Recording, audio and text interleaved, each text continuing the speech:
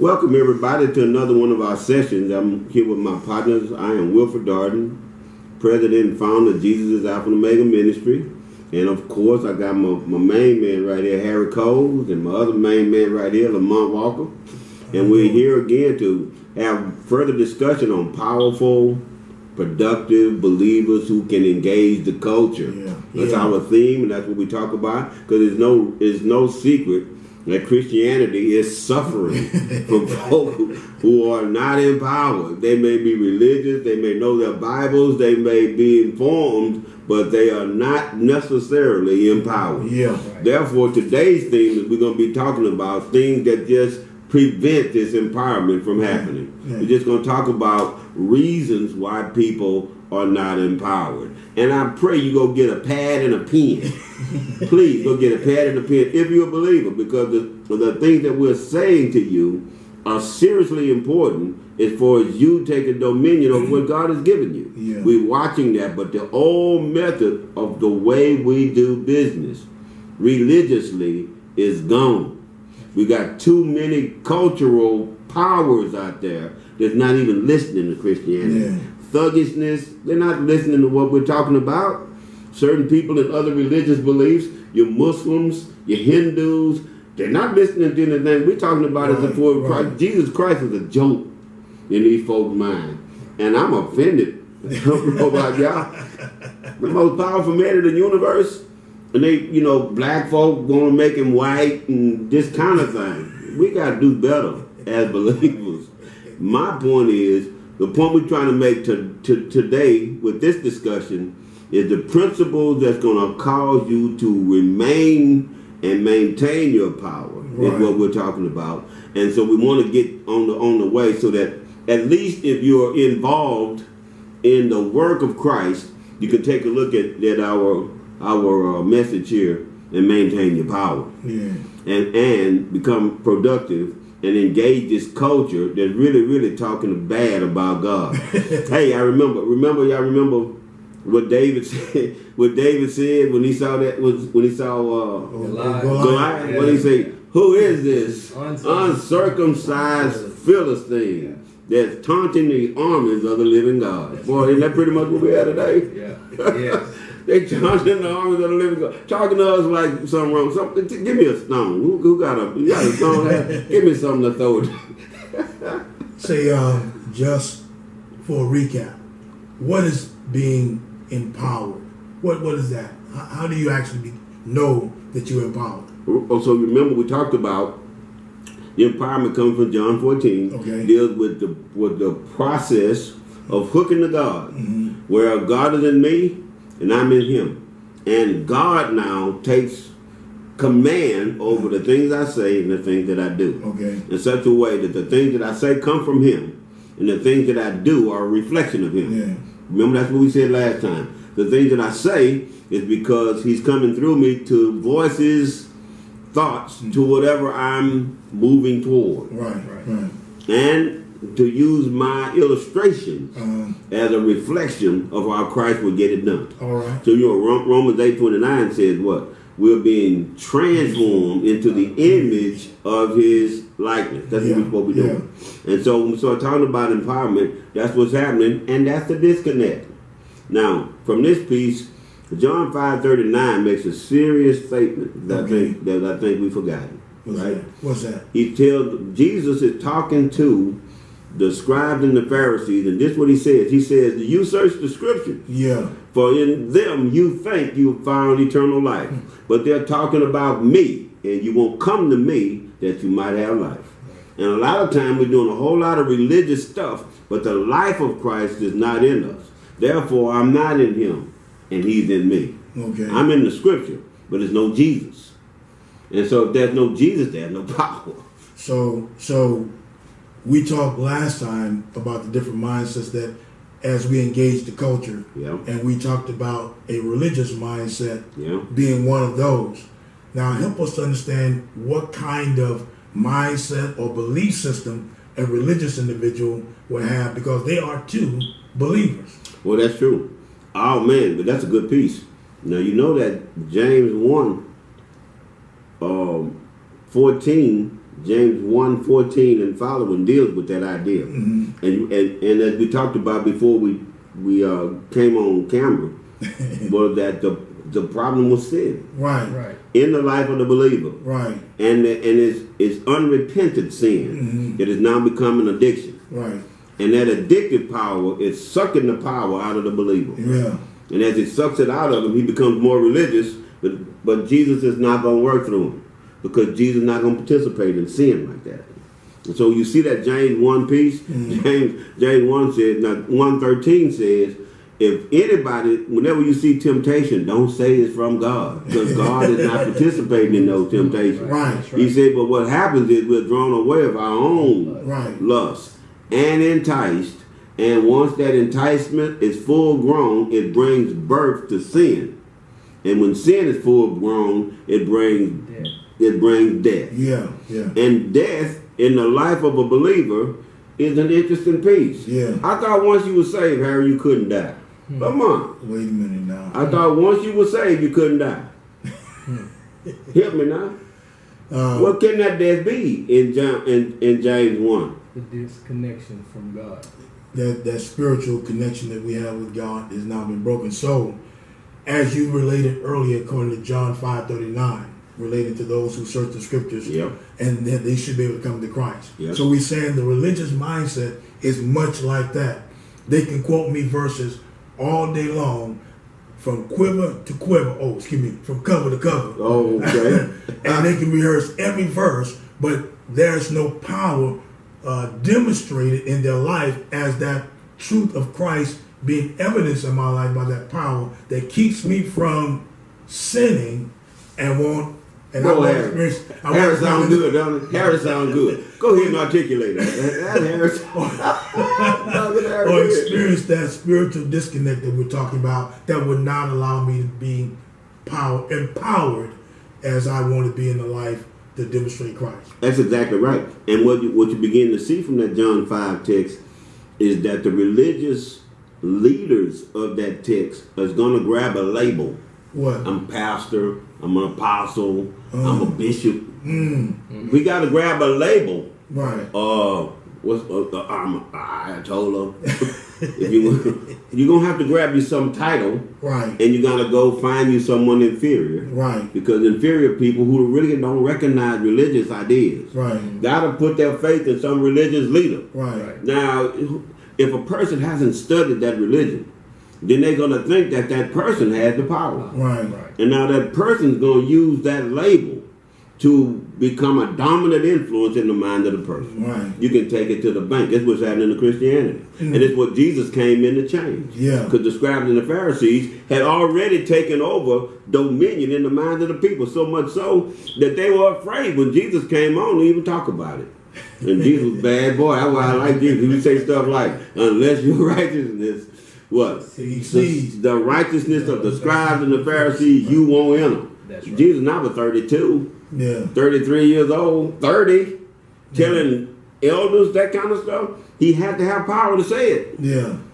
In Matthew 23, he says, the leaders of these days, the scribes and the Pharisees, sit in Moses' seat.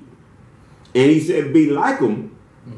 He said, hear what they say, but don't do what they do, because they don't practice what they preach. So when Jesus came in time and he saw it, he said, okay, these people are not necessarily doing what God had in mind for the Jews in order to articulate what God was doing in that culture. Wow. And Jesus came in and Jesus said, we're not going to have it.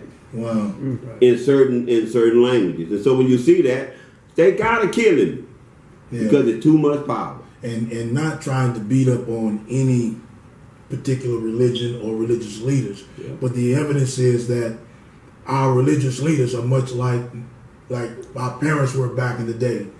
They'll say, you do as I say do, but don't do as I do. Right. And that's what they want us to do. And what they're demonstrating, or what they fail to realize, most people emulate or do what they're told not to do, because they believe if it's good for you, it's good for me. And the power that we're seeking from Christ, that they said the Bible holds for us, I don't see it demonstrated in your life as you're telling me to do it. So I find this superficial living and then living out of human power, human effort. Yeah. I get frustrated, I get tired, I quit going to church. That's right. Or I go to church every now and then. That's right. Because I really don't see any value That's right. in what this church stuff is supposed to be about. When we know, as you said earlier, that the most powerful individual in the world has said, I have given you access to God the Father, and He has power to create this whole world and sustain it. I have access to Him. Oh, by the way, I abide in you. Yeah, and you abide in me. And the things we talking about, you can get done. And that's your whole picture in Matthew 28. When He says, go into all the world. Right. And He says, I got authority in heaven and earth. Therefore, you need to go. Yeah. He has the authority, but He's telling us to go. Right. He's fixing to go back to heaven and sit at the right-hand side of the Father. He's telling us to go on earth. He's leaving. I'm leaving. Y'all take care of my business here. You can't take care of my business here unless you hook to all powers. I'll give it to you, though. Because He said at the end of the text, and lo, I will be with you, and even to the end of the age. You know what I'm saying? I'm going to be with you. What's with you mean? I'm going to be with you. You got any problems? Talk to me about it. Well, we talked about it. The other element to receiving that power is what? Praying without ceasing. Of the prayer element, because that's the hookup. We in the religious arena, we reduce prayer to the worship service. Right. We can only pray during the service. That's where God is. But what am I going to do on a Wednesday or a Tuesday morning when my boy's doing drugs or is out there real bad and I need some power from Christ? I need some wisdom. I need some knowledge. I got to be able to make that hookup. So there's a verbal prayer that I pray so people around me can recognize that I'm talking to God. And when God sends back His answer to me, according to Matthew chapter 6, verse 5, go in your closet and talk to me in private, and then I'm gonna reflect what I'm doing to you openly or in public. Yeah. So you'll recognize that God is saying, I'm working with Harry. Because that's the purpose. The purpose is saying if I send Harry to you, people must recognize that God is with Harry. Yeah. And Jesus would make this statement, I'm going to do this so that you may know that I'm the Messiah. I'm going to do this that you may know that God sent me. Yeah. Remember when He was standing at the tomb? Yeah. Or Lazarus? Yeah. Says, you go pray a prayer, Harry, who going to pray a prayer like this? Father, I know you always hear me. Now who going to pray like that? Who can say, I know you always hear me? Empowered believer. That's exactly right. You're exactly where we're going. And so when you open your mouth and pray verbally, it is only as good as you have been praying without ceasing.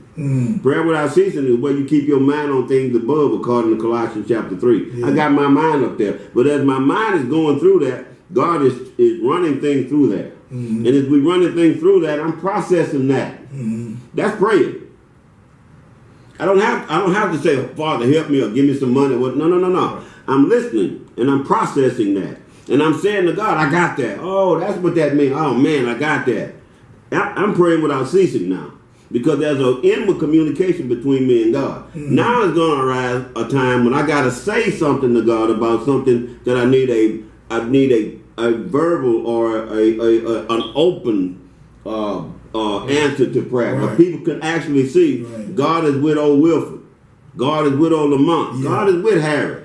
So when I open up my mouth and pray, the empowerment element will allow people to say, God must be with that boy. Because A, B, C, D happened. Yeah. You see what I mean? That's what we're missing. People have now reduced Christianity to hypocrisy. Right. You know what? We're not known for power. We're known for being hypocrites. Right. That's the common name. They're hypocrites. Yeah. Y'all doing is pulling on the show. Well, that comes as a result of James 1. Right. 14. When we Christians become dead, or when death is on the believer, there is no power. God is not dealing with you. He's not coming through you to do anything. And so you see that whole piece when your Bible writers, and it's interesting, all four writers, Matthew, Mark, Luke, and John, talk about scribes and Pharisees. Yeah. All of them. they're not talking, and it's an interesting piece because they don't call them by name. Nicodemus is called by name in John 3, but and Annas and Caiaphas, these are other folk that are called, but in general, they're belief systems. They're systems of belief. The Pharisees were separatists. They were known for being separate. Yeah. The Sadducees are talking about the resurrection, but they were a little bit more mystical than the Pharisees. You understand what I mean? And so in Matthew 16, both groups come to Jesus. Right.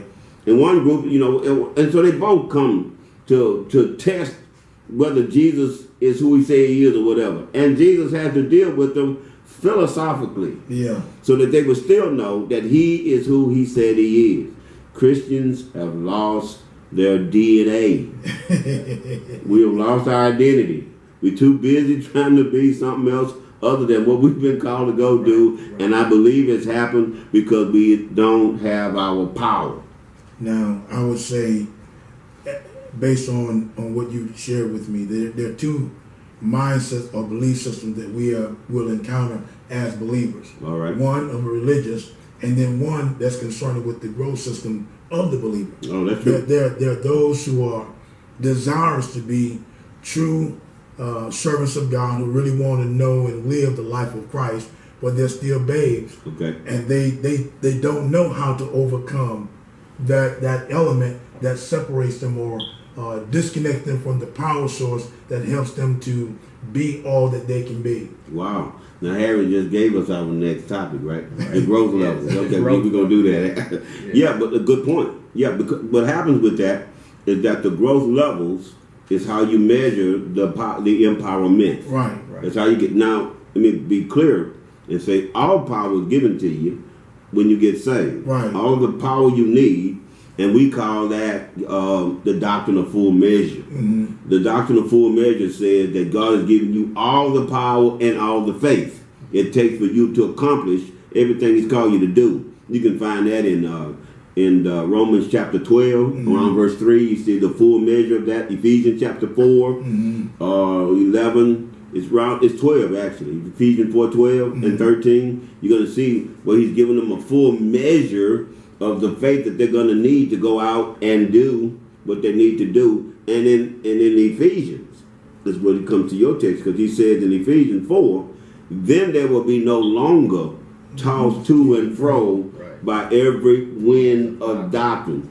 Then there will no longer be infants, babes, tossed to and fro by every wind of doctrine. So in that text, you're right. Paul is saying the problem we have with the believers in Ephesus mm-hmm. is that they have not reached the doctrine of full measure. Right. Therefore, since they haven't reached it, they're being tossed by every wind of doctrine. They don't know whether they want to be a Hebrew Israelite.